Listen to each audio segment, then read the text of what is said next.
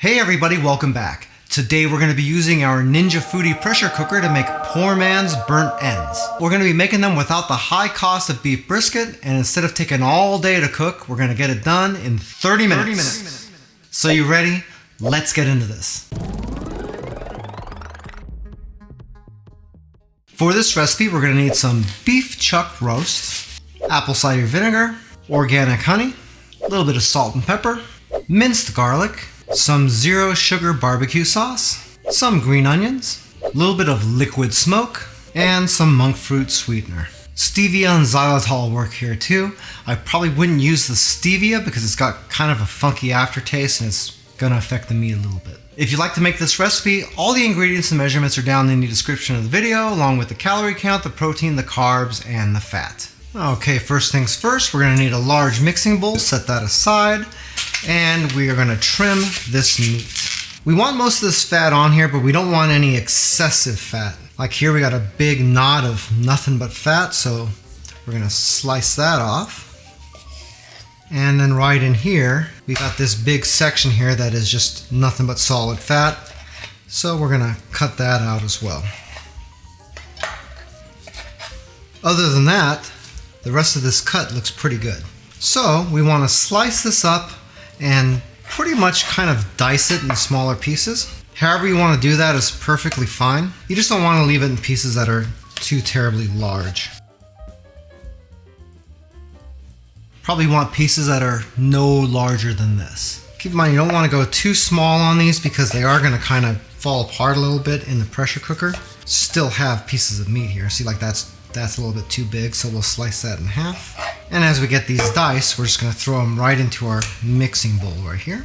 Once you have all those diced up, we'll be ready for our next step. Now, of the ingredients that we have here, these green onions are not going to be cooked into them. This is a garnish that's going to be put on at the very, very end. So put those out of the way. Be sure not to use them just yet. So we can go ahead and take our minced garlic, throw it right in there, and our salt and pepper. Be sure to mix this and get all that combined and all those spices distributed evenly.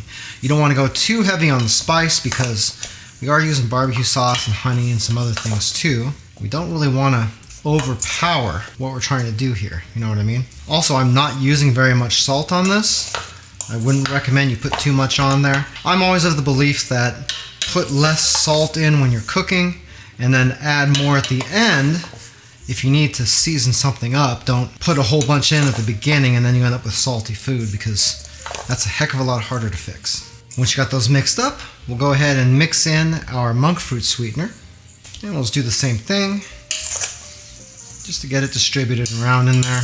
Okay, once you got that combined, we are ready to cook. We'll open up our pressure cooker, pour in the apple cider vinegar, scoop in the honey. Man, I just put the honey into this bowl here to be all cutesy for the video, but if you're doing this, you're probably gonna squirt it in here from the container because it's kind of a pain in the neck to do it this way. But at least I know my measurements aren't off, so there's that. And then we'll put on our liquid smoke and we can put in all of our meat. Don't put your barbecue sauce in yet because we're doing that last. When you close your lid, make sure that your pressure release here isn't engaged. I can't tell you how many times I've had this up like that and I've tried to pressure cook something and I couldn't figure out why it wasn't working. It's usually that. Next, we turn on the pressure cooker, set it to pressure cook, leave it on high, and we're gonna do this for 15 minutes. Moments later. Once your pressure cook gets done, be sure to let it sit for about 5 minutes or so before releasing pressure, which we'll do right now. And when you have all the pressure out of the cooker, we can go ahead and open this up. And we can add in our barbecue sauce. You can see there's a lot of moisture in there. We can just leave that in and mix in the barbecue sauce, or we can drain a little bit of it. I personally like to drain some. You don't have to drain all of it, but I do like to get it a little drier than that because I like my burnt ends to be a little bit more crisp. So we'll remove this and we're gonna pour out the excess. Okay, we're putting that back in now, and we're gonna throw in our barbecue sauce. The amount of barbecue sauce you use here is totally gonna be up to you. Some people like a ton in here and some people don't. In any case, whenever you put your barbecue sauce in, you're going to want to be very careful when you're mixing it in here. If you just go crazy and just start mashing things around, you're going to break all this meat up and it's going to look like garbage. You don't want to do that. You want to leave these as chunky as possible. So once you got a nice coating on all your meat, we can close this back up. So we're going to turn this back on and we're going to go to our air fry function, which is right there. We'll leave it at the default temperature and we're going to set this down to about 12 minutes and we'll go ahead and start it up. We want to crisp the entire thing, so you don't want to just leave it in there for 12 minutes, otherwise you're going to have a crispy top and you're going to have a really moist bottom. So we're going to let this go about halfway through, and then we're going to open it up and gently stir again just so we can try to get the other sides cooked. After we've done that stir, we're going to want to peek in here once in a while just to make sure that nothing's starting to burn or anything like that. And if it is, we might need another stir again, or we might just be done early.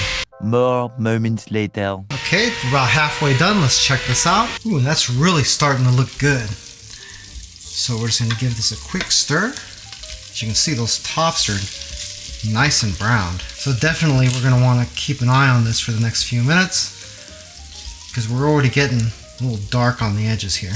Okay. Now we just gotta wait, and I'll probably check mine when we got about a minute and a half left in the cycle, just to make sure we're not gonna have any surprises or anything at the end. Eventually. I checked this at about a minute and a half left, and it was looking pretty good, so I went ahead and decided to let it finish up, which it is done now. So let's check this thing out. And that is looking pretty darn good, so looks like we're ready to plate up. By the way, if this is your first time here and you want to learn some cool new recipes, get some great cooking tips and tricks and all sorts of other kitchen related things, then start now by subscribing to the channel and clicking the notification bell so you never miss a thing. Those came out absolutely fantastic. Doing burn ends the traditional way is still better, but most people don't have all day to cook and a lot of people don't have smokers. With our method, the whole thing is done about an hour and there's really no mess to clean up either. Works out perfect in a pinch.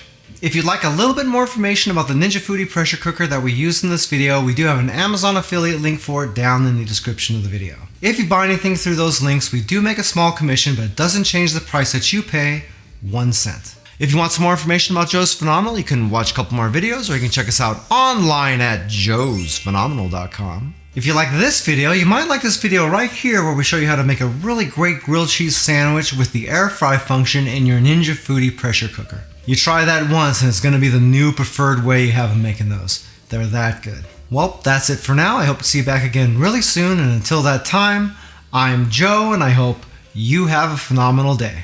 Take it easy.